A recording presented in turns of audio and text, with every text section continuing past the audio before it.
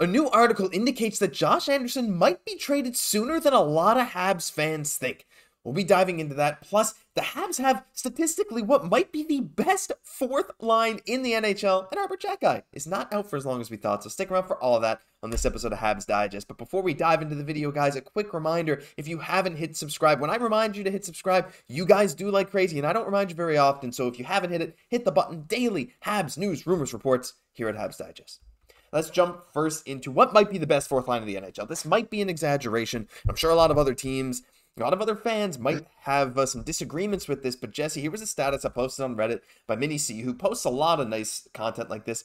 The fourth line hasn't been scored on all season. All 4 iterations have a 100 goals percentage, as in, yeah, they've scored all the goals while they've been on the ice. And look at the goals per 60 for the Harvey Pinard, Evans, Ullinen line, Pezzetta, Evans, Ullinen, and Pezzetta, Evans, Harvey Pinard line. Jake Evans, the common denominator, the only one that didn't have that crazy goals for is the one with Armia, but hey, is what it is.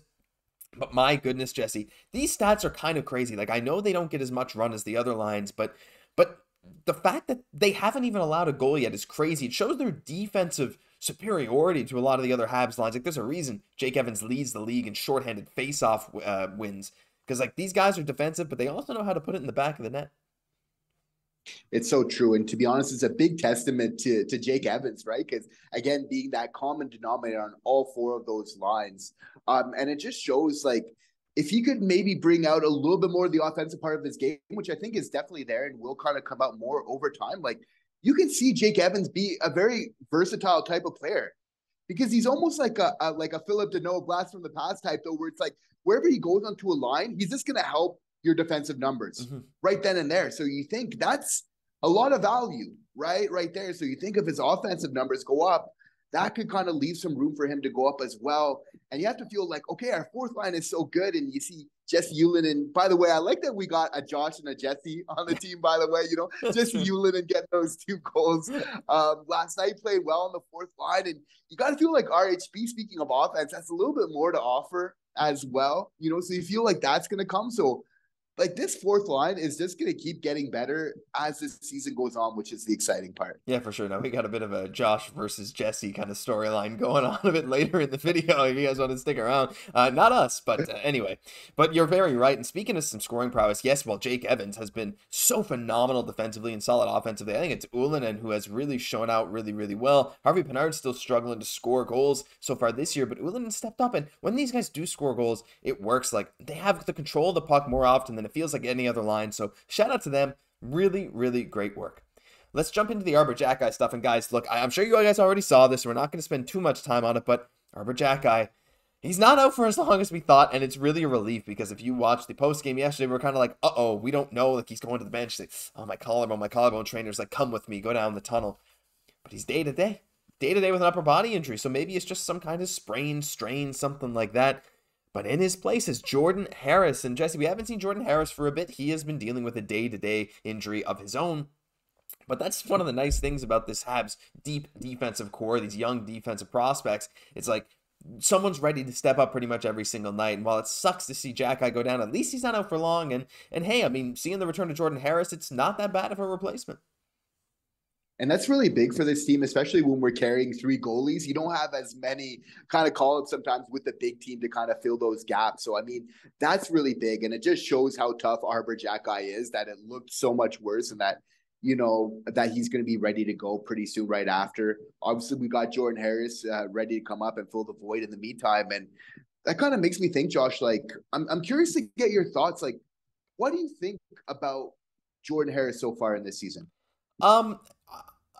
If I had to put it in one word, I would say unspectacular, but I don't mean that in a bad way. I feel like Jordan Harris hasn't really stood out to me. And after, his analytics were showing he was one of the best statistically Habs defenders last year, even ahead of a guy like Cayden Guhle with, respect to advanced analytics, he hasn't really translated that to this season. And Jesse, we've seen him step up in the rush. We've seen him with bursts of speed, a lot of nice potential. We were calling for him to be on the power play at one point last year. But I feel like this year he's, I don't want to say a step back, but maybe he hasn't progressed as much as I'd like him to. I don't know. What are your thoughts on him? Do you think he still has that potential to be like a, second pairing defenseman for the future of this team? It's with all the depth we have right now. That's the reason I bring him up, because he's almost starting to look a little bit like the odd man out sometimes with this defensive core that we have, when I think, he's obviously, I think he does have a bright future, but obviously we're pretty stacked in this way Mm-hmm. right now. But at the same time, I think, we definitely need to be patient. But we're seeing those flashes. We're seeing those nice things, but just not consistently enough, where I'd have to agree with Martin St. Louis of where he kind of has him on the depth chart of where, he needs to kind of jump a couple guys. And I don't doubt his ability to be able to do that. But I do think that it might be difficult and get more difficult every day to do that in the future. Yeah, it's tough. I mean, down the right side now, I guess you got Lindstrom, Barron, and Kovacevic, and that's with David Savard still injured. So there's a lot of guys, like you said, Jess. He's going to be tough to jump all of them. Maybe he's ahead of Lindstrom on the depth chart now, but you know what? You got to think he's got that, that urge, a chip on his shoulder to go in and prove what he's got, because he's a good player. And a lot of these Habs guys are good players, but they're playing for their careers right now. A lot of them are. So let's hope Jordan Harris can come back with a bang. But let's jump into this Josh Anderson stuff. This trade, look, when I say trade coming, it might not be this week, but in Marc Dumont's most recent article, he said this. He said, if a player like Jesse Ullinen, and here's the Josh versus Jesse kind of thing, Josh Anderson and Jesse Ullinen, who scored more goals in Vegas in a few shifts than Anderson has all year, continues to see his line mate receive prime power play minutes, while he struggles to earn ice time on the fourth line, the locker room health will surely suffer. And of course, the orders may be coming from up top, and that might explain why St. Louis is hell-bent on giving Anderson minutes. We also must consider that forcing a square peg into a round hole may not be worth it for a limited return at the trade deadline. And trade deadline is an interesting way to talk about this, frame this, because I know a lot of Habs fans thought maybe we trade him during the year last year, maybe this offseason. And from what I understand, a lot of people are thinking, well, you ride out with Josh Anderson this year. Trading him at the deadline might not be ideal. You trade him in the offseason when there's a full year off of his contract. But to hear this in the article saying, like, trade deadline for Josh Anderson, I don't know. Like, I wasn't even picturing a Josh Anderson deal before the trade deadline. I was just picturing we'll see what he does the rest of the year. If you can get a good deal, you ship him out. But I think a lot more teams maybe would be more willing this summer. I don't know. Maybe I'm reading too much into this throwaway line at the end of an article. But could this maybe indicate that Anderson, like maybe Hughes is looking for options to move Anderson sooner than we thought? Well, there's no denying that his trade value has taken a hit. So you got to feel like Kent Hughes, like, you probably want to be patient, right? You don't want to kind of get pennies on the dollar, but at the same time, it's like, I get where this article is coming from, that it's still a fair amount of money if you end up kind of moving them down your lineup, which I think we definitely should. It's a lot of money to pay, right? Because, I mean, having somebody on your first line right now, this far into the season, about 20% that hasn't scored a goal.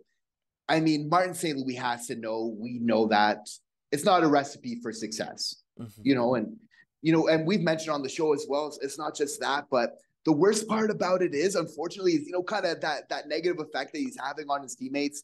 Now, again, don't get us wrong. It's like Josh Anderson's like a skilled hockey player. Of course. Very recently, he's done good things in the NHL, but he's definitely having like a tough go right now. So he's definitely going to have to change around, some things pretty quickly in his game. But who knows, in a kind of a week from now, we might be kind of singing his praises if he's able to turn it around. Like, he could help out this team so much if he was able just to get his offensive part of his game.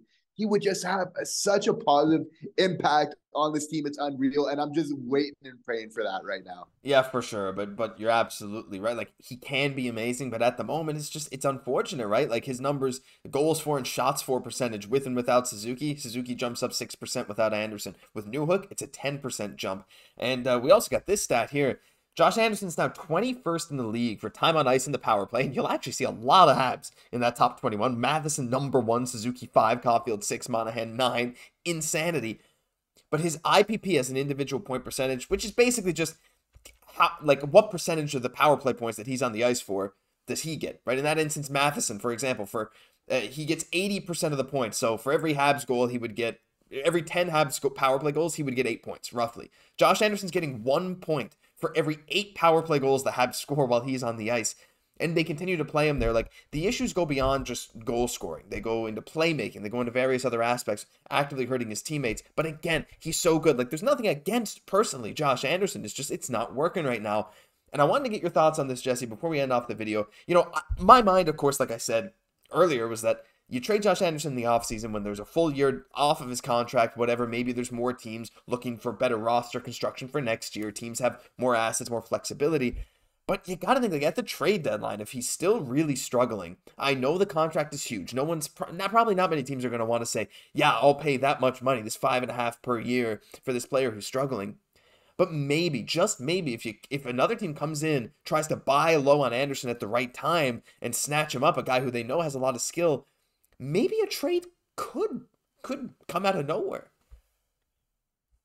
Why? Because Kent Hughes is looking to make room. He's shown that if there are some players, again, a la Joel Armia that have, some contract, it's like he doesn't mind putting them through waivers, kind of making space, for sure. But you have to feel like Josh Anderson is a different player than Joel Armia. Like Kent Hughes wants to get it right. If we know one thing about Kent Hughes is like he loves to win a deal. He loves to make sure that he's getting good value on the trades he's doing. So of course this isn't an ideal situation for Kent Hughes, for Martin St. Louis, most importantly, Josh Anderson. You got to feel like the pressure is huge on him in a city like this. People are talking about it all the time, but like we believe in his capabilities. It's maybe just kind of overthinking the game a little bit, kind of gripping the stick just a little bit too tight, than rather just kind of letting the game kind of come to him and just being that great quick player that we know that he can be. So you got to feel like he'll turn it around, and once he does, like this will help the team quite a bit get back into the winning column. I think so too. He's had a crossbar. He's been robbed on the doorstep. There's a bunch of things. He could have 2, 3, 4 goals this year, but it is what it is. Some bad luck, and we'll definitely keep monitoring this situation, especially if there are any more trade updates. But that'll do it for this episode of Habs Digest. If you enjoyed, leave a like, comment, subscribe. Let us know down below if you think a Josh Anderson trade could come out of nowhere and surprise us maybe earlier than we think. We'd love to hear from you. I'm Josh Gosse, my co-host Jesse Poirier. We'll catch you in the next one.